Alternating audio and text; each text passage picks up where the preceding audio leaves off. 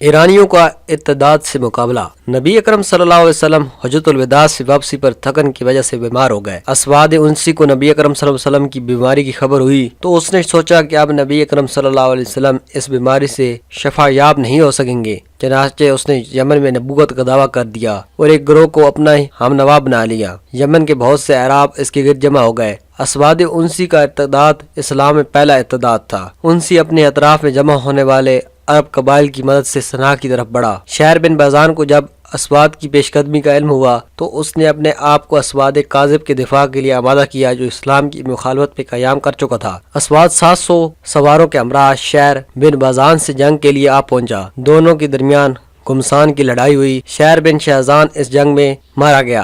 یہ پہلا ایرانی شخص تھا جو رائے اسلام میں درجہ شہادت پر فائز ہوا۔ اسواد انسی نے شہر بن بازان کے قتل کے بعد اس کی بیوی کو اپنی زوجیت میں لے لیا اور حضر موت، بحرین، عصا اور نجائد و طائف کے صحراؤں تک تمام یمن پر تسلط حاصل کر لیا اور یمن کے تمام قبیلوں کو اپنے مطیع بنا لیا۔ فقط چند اعراب اس کی مطیع نہ ہوئے اور مدینہ منورہ چلے گئے۔ شہر بن بازان کے قتل کے بعد ایرانی حکومت فیروز اور دادویہ کے کنٹرول میں آ گئی۔ انہوں نے بھی رائے اسلام اور نبی اکرم صلی اللہ علیہ وسلم کی پیروی میں ثابت قدمی دکھائی اور بازان اور اس کے بیٹے شہر بن بازان کی روش کو اپنائے رکھا۔ اسی دوران شہر بن بازان کے قتل اور یمن میں ہونے والے واقعات کی اطلاع رسول خدا صلی اللہ علیہ وسلم تک پہنچ گئی۔ مدینہ کے مسلمانوں کو پتہ چل گیا کہ یمن میں ایرانی اور بعض اعراب کے علاوہ سب مرتد ہو کر اسواد کے گرد جمع ہو چکے ہیں۔ والسلام علیکم ورحمۃ اللہ۔